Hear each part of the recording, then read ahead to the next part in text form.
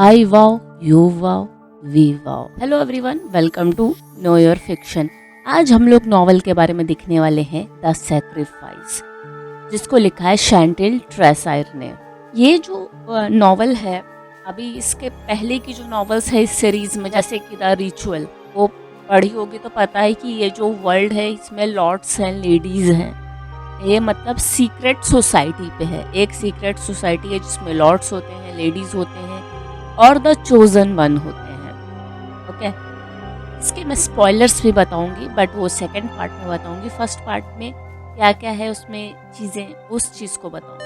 ठीक है, इसमें ट्रिगर वार्निंग्स भी हैं, जैसे कि रिचुअल में भी थी, जैसे कि द सिनर में भी थी। ये नॉवल डार्क है, BDSM है। BDSM इसमें बहुत मेजर पार्ट है। डब नॉन कॉन है, CNC है, ब्रेथ प्ले, और भी इसमें कई सारे हैं। मतलब इसमें anal, punishment, forced, shock treatment, bondage, press Crick, और भी मतलब ये समझ लो कि मर्डर, रेप वगैरह सब है इसमें। काफ़ी कुछ, मतलब ये लिटरली डार्क नॉवल है। जैसे कि जो डार्क रोमांसेस होती हैं उसका ये नेक्स्ट लेवल है।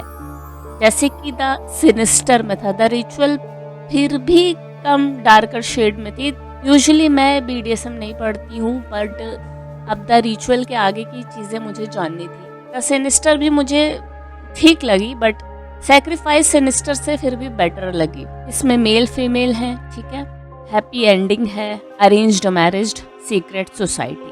इसका बट मुझे प्लॉट अच्छा लगा, एंड में जो ट्विस्ट था वो काफ़ी अच्छा लगा। अभी जैसे हमने रिचुअल में एक कैरेक्टर देखा था टाइसन, तो उसकी ये स्टोरी है, उसके साथ क्या हुआ। इसमें फ्लैशबैक्स हैं, और इसमें जो मेन लीड है, फीमेल लीड है, लेक, इसकी शादी हो रही है। उसके वेडिंग डे पे उसकी शादी टाइसन से हो जाती है, और उसके बाद इन लोगों की जो लाइफ है वो कैसे रिवॉल्व होती है, कैसे ट्विस्ट एंड टर्न्स हैं, इस पे नॉवल है।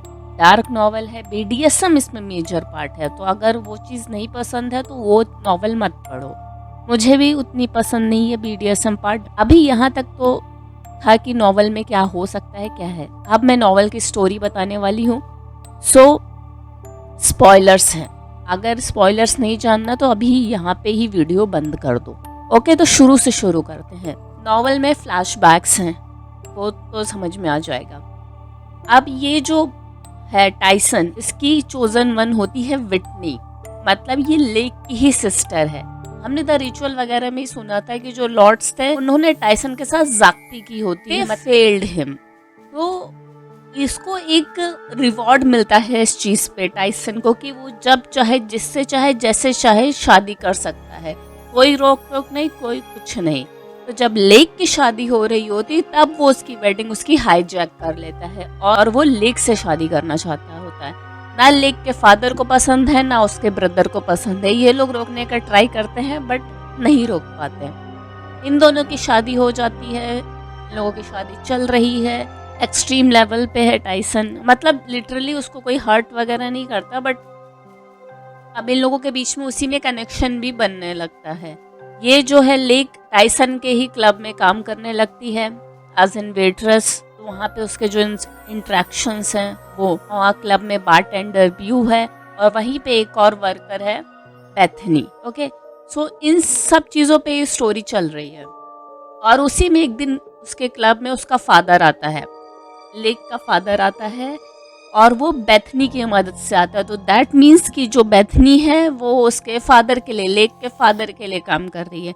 लेक का फादर आता है, बोलता है, उसको बोलता है कि वो स्ट्रांग रहे, उसको वो फोन देता है, बोलता है कि अगर तुमको उसको लेडी बनाने के लिए कुछ प्रोसेस हैं वो होंगे, तो उसके चीज़ के लिए, इंडिकेशन के लिए उसको वहाँ पे लाइक रूल्स देंगे, क्या फॉलो करना है, कैसे करना है। कि अभी जैसे लॉर्ड्स होते हैं तो उनकी लेडीज भी होती हैं, जैसे कि रिचुअल के टाइम पे रायट की गर्लफ्रेंड ने किया था, मीन्स जब उसकी शादी हो गई थी उसकी वाइफ ने किया था, ठीक है। बट ऐसा कुछ भी नहीं होने वाला, उसके फादर के अलग मोटिव्स हैं। अभी तक यही लग रहा है कि जो उसका फादर है वो उसको सेव करने की कोशिश कर रहा है, कि उसके फैमिली वाले अच्छे हैं, ये सब है। और जो उसका हस्बैंड है, मतलब टाइसन, ये नहीं चाहता कि वो जो है वो लेडी के लिए इंडिकेट हो, बिकॉज कि अगर वो फेल हो गई तो वो उसके साथ नहीं रह सकती, लेक टाइसन के साथ नहीं रह सकती, और वो ये नहीं चाहता। ये एक्चुअली कर वो रिवेंज के लिए ही रहा है कि उससे शादी करेगा, उसको ह्यूमिलेट करेगा, उसको परेड करेगा, कि उसके फादर को लगे कि अब ये जो उसकी दूसरी डॉटर वो उसके कंट्रोल में है। लेक को ये लगता है कि उसके हस्बैंड टाइसन ने उसकी बहन विटनी को मार दिया है। वो उसको बोलते भी है, बट वो कभी भी उसको कुछ क्लियरली नहीं बोलता। एक दिन क्लब में आग लग जाती है और अंदर वहाँ पे लेक होती है और सबको ये लोग बाहर निकाल लेते हैं, बट वो क्लब जल जाता है जो इनका क्लब होता है टाइसन का। और फिर जो वहाँ पे बेथनी वहाँ से गायब हो जाती है और फिर ये लोग ढूंढ रहे हैं बेथनी को, सब ढूंढ रहे हैं, मतलब टाइसन, रायत, उसका जो फ्रेंड जो सैक्रिफाइस वाला था वो भी, सब मतलब। अब यहाँ पे एक साथ है, उसमें एक डिफरेंट ब्रदर्स के बारे में भी बताया है, उनकी भी स्टोरी शायद आगे नॉवल में होगी, मतलब आगे सीरीज में होगी। फिर थोड़े दिन बाद वो मिल जाते हैं, वो लड़की मिल जाती है, मतलब लेक मिल जाती है इन लोगों को अबैंडन प्लेस में, मतलब एक शॉर्ट में होता है, वहाँ कोई जाता वाता नहीं है, टेबल वगैरह पे वो होती है, उसके दांतों में ब्रेसेस लगे होते हैं। और फिर इन लोगों को ये सब चीज़ें पता चलती हैं, वो होश में आती है। ये जो मेजर पॉइंट है, मतलब इसमें ये चीज़ तो किसी को नहीं लगी थी, मुझे तो एक्चुअली नहीं लगी थी कि ऐसा होगा कि जो विटनी है वो उसकी डेथ नहीं हुई है। विटनी वहाँ पे उस लेक को देखने आती है और उसको फिर टाइसन कैप्चर कर लेता है। उसको समझ में, टाइसन को लग रहा होता है कि कहीं ना कहीं की जो विटनी है वो जिंदा है। और फिर यहाँ पे क्या मेजर ट्विस्ट है, ये जो लूक है जिसके साथ लेक की पहले शादी होने वाली थी, वो ऑलरेडी मैरिड है विटनी से, ओके। और जिस रूम में लूक और लेक नाइट स्पेंड करने वाले थे वहां पे कैमरे लगे थे, क्यों? क्योंकि लूक लेक को टच नहीं करे, बिकॉज ये एक मेजर ट्विस्ट था, बिकॉज जो विटनी थी उसको वो सेल करना चाहती थी एज एन वर्जिन स्लेव। मतलब ले टाइसन ने तो उसके साथ उसको बचा ही लिया था शादी करके, भले रिवेंज के उससे।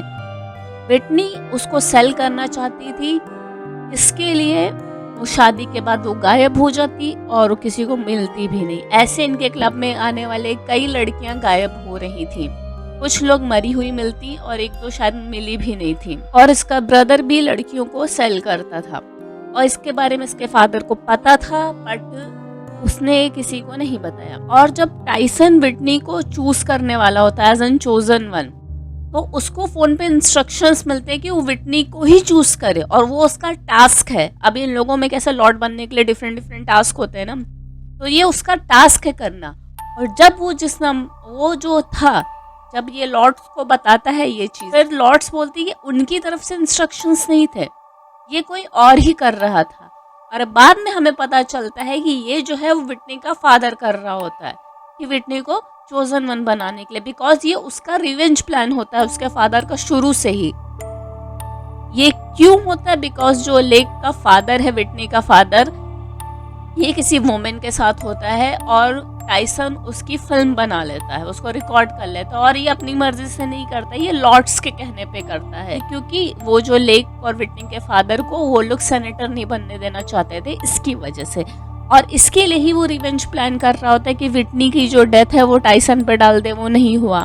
बाकी जो लड़कियां गायब हो रही हैं वो टाइसन पे डाल दे, नहीं हुआ। और लेक और टाइसन की वेडिंग के टाइम पे ही टाइसन ने उसको बर्थ कंट्रोल लगवाया होता है, बट वो बर्थ कंट्रोल नहीं होता है, वो हार्मोन्स को बढ़ाने के लिए होता है, क्योंकि वो जल्दी जैसे वो प्रेग्नेंट हो जाए। और ये विटनी ही करवाती है। अभी कोई नया किंग था कि प्रेग्नेंट लोगों की और वैल्यू बढ़ती है, उसमें क्या बोलते हैं उसको, सेल में, और उसकी और हायर बिडिंग होती, क्योंकि अब वर्जिन रही नहीं तो इस तरीके से उसकी हायर बिडिंग ले लें। तो ये सब जो पता चलता है भाई, तो लेक और हम लोग रीडर्स शॉक में कि इसके घर वाले कैसे हैं। फिर विटनी को तो भी ये लोग मार देते हैं, उसके जो ब्रदर्स दो करके हैं वो मार देते हैं, और फिर उसके फादर को टाइसन ही मारता है, उसके ब्रदर को मार देते हैं ये लोग। मतलब एंड में सब सॉर्ट हो जाता है और ये लेक एंड में ऑलरेडी प्रेग्नेंट होती है, ट्विंस होते हैं और इन लोगों की लाइफ सॉर्ट हो जाती है। और फिर 18 इयर्स नेक्स्ट ये लोग दिखाते हैं कि जैसे इन लोगों ने हर नॉवल में सिनेस्टर और द रिचुअल में दिखाया था।